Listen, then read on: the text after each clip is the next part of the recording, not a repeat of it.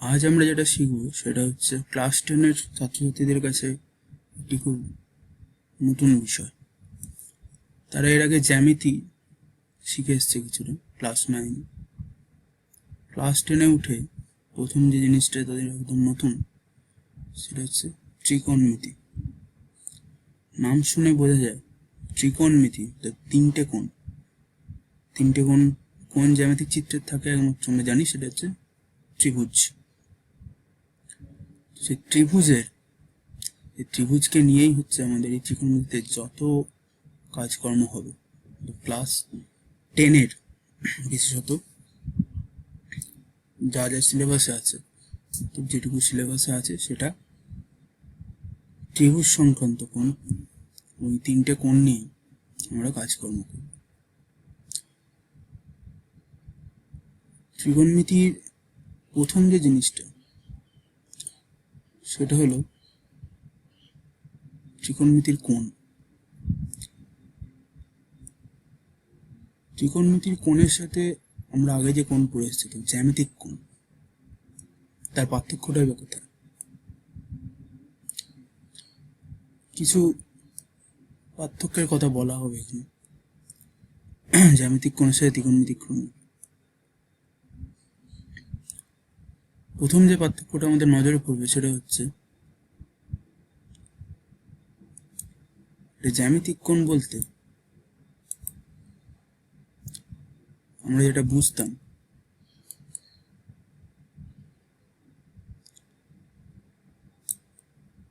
সেটা হলো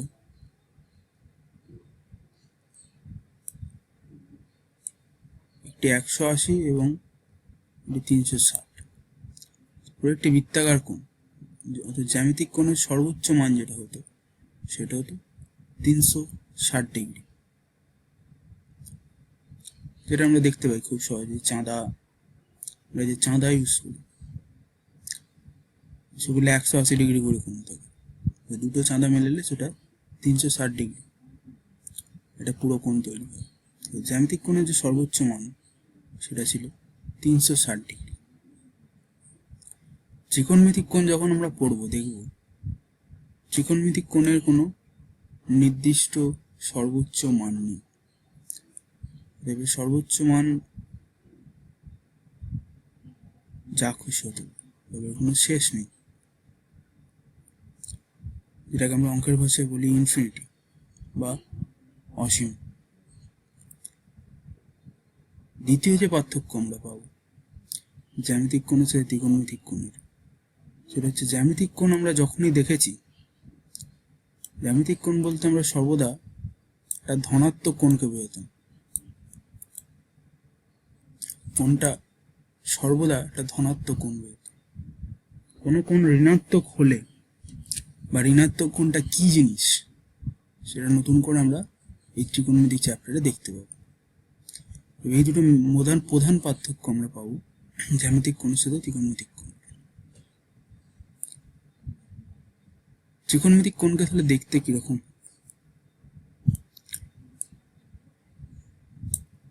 যে কোনো একটা কোণ আঁকা হলো, এই কোণটাকে আমরা ত্রিকোণমিতিক কোণের হিসাবে ধরতে গেলে দুরকম ভাবে আঁকতে পারি। এক হচ্ছে ঘড়ির কাঁটার দিকে, মানে এদিকে, এক হলো ঘড়ির কাঁটার বিপরীত দিকে।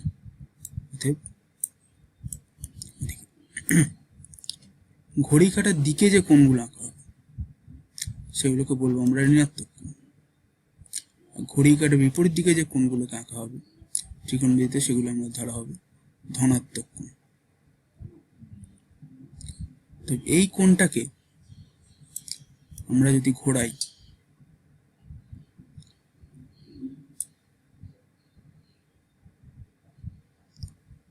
তাহলে যে কোণটা পেলাম সেই পুরো কোণটা হচ্ছে এর সর্বোচ্চ মান, যেটা জ্যামিতিক কোণ আমরা করেছিলাম 360 ডিগ্রি। ঘড়ির কাঁটার বিপরীত দিকে যেহেতু ঘোরানো হলো সেই কোণটা ধনাত্মক হবে। ধরা যাক এই কোণটার মান হবে থিটা।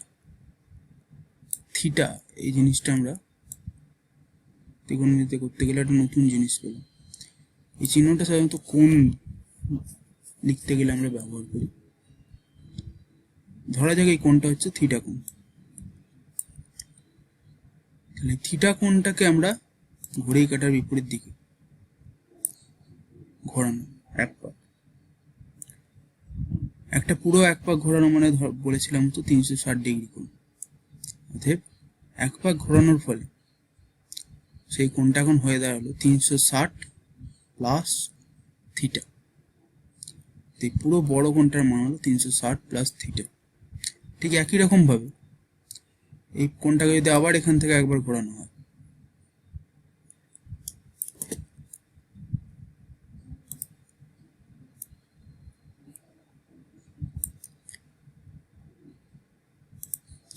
কোণটাকে যদি আবার একবার আমরা ঘোরাই,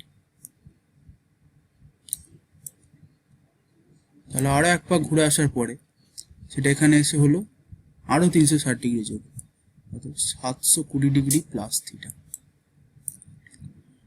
এরকম করে আমরা যতক্ষণ ধরে ঘুরিয়ে যাব এই কোণটার সাথে তত ডিগ্রি অ্যাড হতে হতে বেড়ে যাবে। এবার আমরা যতবার ঘোরাবো তত কোণটার মান বাড়বে। কেন বাড়ছে, যোগ কেন হচ্ছে, তার কারণ হচ্ছে এটা ধনাত্মক কোণ। ঠিক একই রকম ভাবে যখন আমরা এটাকে ঘড়ির কাঁটা উল্টো দিকে ঘোরাবো, তবে একই কোণ, এটাকে ঘড়ির কাঁটার উল্টো দিকে ঘোরানো হয়েছিল, এবারে একই কোণকে যদি আমরা ঘড়ির কাঁটার দিকে ঘোরাই তখন কি হবে সেটা দেখা যাক।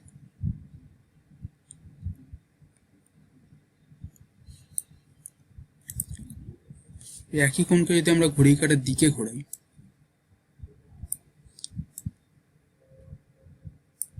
তাহলে কি হবে, এদিকে ঘোরানো হচ্ছে। তবে এই কোণটা ছিল থিটা, তাকে আমরা যখন ঘড়ির কাঁটার দিকে ঘোরাতে শুরু করলাম তখন কি হলো, কোণটা ঋণাত্মক কোণে পড়ল। তো ঘড়ির কাঁটার বিপরীত দিকে ঘোরানোর সাথে সাথে কোণটা ঋণাত্মক কোণে পরিণত হলো। ঠিক একই রকম ভাবে কোণটাকে যদি আমরা আবার এক পাক ঘোরাই এবং এখানে নিয়ে আসি, তাহলে সেই কোণটা হবে theta minus 360, theta minus 360 degree. এবার একই রকম ভাবে যদি আরো এক পাক ঘোরাই তাহলে সেটা আরো মাইনাস 360 ডিগ্রি হবে। এরকম ভাবে থিটা মাইনাস 720 ডিগ্রি। আস্তে আস্তে কোণটা মাইনাস হতে শুরু করবে, কমতে শুরু করবে। ত্রিকোণমিতিক কোণের তাহলে এই যে ধনাত্মক এবং ঋণাত্মক পার্ট সেটা আমরা এখানে কিছুটা আলোচনা করব। তো ঠিক এই কারণের জন্য আমরা জ্যামিতিক কোণ আর ত্রিকোণমিতিক কোণের মধ্যে কিছু পার্থক্য দেখতে পাবো। এরপরে আমরা যেটা নিয়ে কাজ করব সেটা হলো এই ত্রিকোণমিতিক কোণকে লিখতে গেলে বা প্রকাশ করতে গেলে আমাদের কিছু নতুন কোণের পরিমাপ সম্পর্কে জানতে হবে। একটা কোণ আমরা জানতাম, সেটা হচ্ছে ডিগ্রি। কোণকে আমরা ডিগ্রি দিয়ে লিখি। এই যে ডিগ্রি দিয়ে লিখি সেটা পদ্ধতিটার নাম হলো ষষ্ঠিক পদ্ধতি। এই যে ষষ্ঠিক পদ্ধতি, সেই পদ্ধতির কোণের পরিমাপ করতে গেলে আমাদের প্রধানত তিনটে পরিমাপ আমরা ইউজ করি বা প্যারামিটার ইউজ করি, যেটা হচ্ছে ডিগ্রি, মিনিট এবং সেকেন্ড। তাদের মধ্যে সম্পর্কগুলো আমরা জানি, আমরা জানি এবং ছোটবেলাতে হয়তো করে এসেছি। যেগুলোর একটা হচ্ছে এক সমকোণ সমান হচ্ছে 90 ডিগ্রি, এক সমকোণ সমান হচ্ছে 90 ডিগ্রি। দ্বিতীয় যেটা, সেটা হচ্ছে 1 ডিগ্রি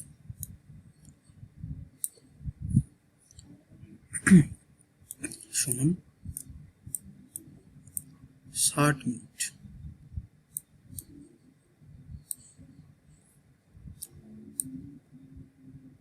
আর আমাদের সর্বশেষ যেটা হবে সেটা হচ্ছে 1 মিনিট সমান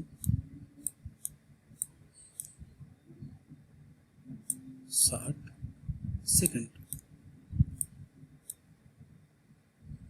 মিনিটের মাথায় দুটো দাগ, সেকেন্ডের মাথায় একটা দাগ দিয়ে সাধারণত প্রকাশ করা হয়। এই সম্পর্কগুলো যেগুলো জানতাম আমরা অথবা এখন জানলাম, সেগুলো হচ্ছে সেই পদ্ধতিটির নাম হচ্ছে ষষ্ঠিক পদ্ধতি। এই পদ্ধতি আমরা শিখে এসেছি। এরপরে আমরা যে পদ্ধতিটা ইউজ করব সেটার নাম হলো, যে নতুন পদ্ধতিটা আমরা শিখব সেটা হলো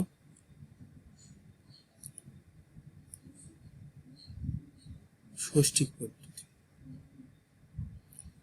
ক্ষমা করবেন, এটার নাম হলো বৃত্তীয় পদ্ধতি। তো বৃত্তীয় পদ্ধতিটা কি জিনিস? এটা হচ্ছে একটা সম্পূর্ণ নতুন ধরনের পরিমাপ। কোন পরিমাপ করতে গেলে এটা সম্পূর্ণ নতুন ধরনের পরিমাপ, যেটা আমরা প্রথম শিখব। বৃত্তীয় পদ্ধতিতে পরিমাপের জন্য আমরা একটা নতুন পরিমাপ দেব, যেটাকে আমরা ইউজ করব। এর নাম হলো পাই।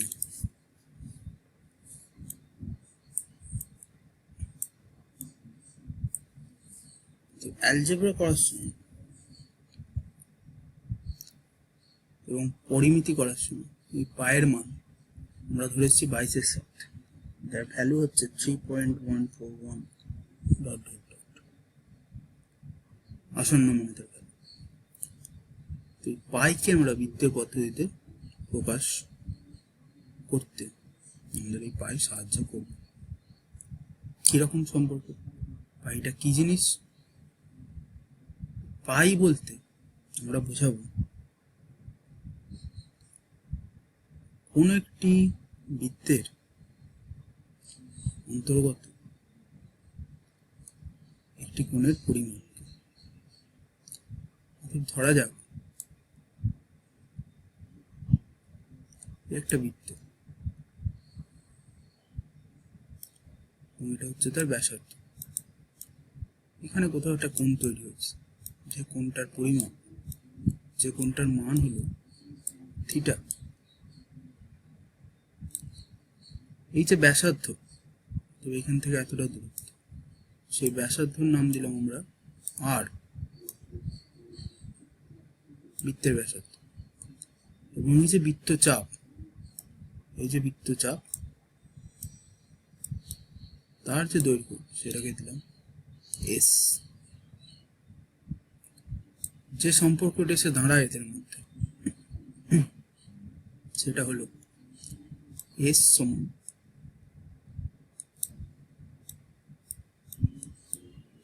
আর থিটা। যে সম্পর্কটা এসে দাঁড়ায় সেটি হচ্ছে এস সমান আর থিটা। এখান থেকে যদি আমরা থিটার মানটাকে নির্ণয়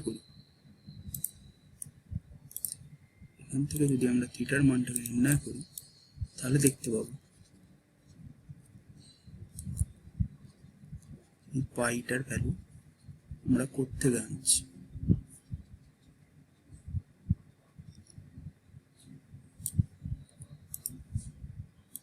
এখান থেকে থিটা হলো এস বাই আর।